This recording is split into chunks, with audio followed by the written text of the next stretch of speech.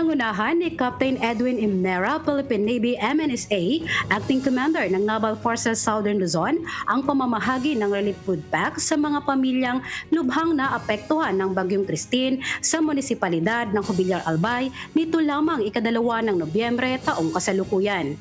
Mahigit 20 pamilya pa ang pansamantalang kinakanlong ng evacuation center na nasabing bayan ang nabigyan ng tulong kasama ang nasa 300 nakauwi na sa kani-kanilang tahanan.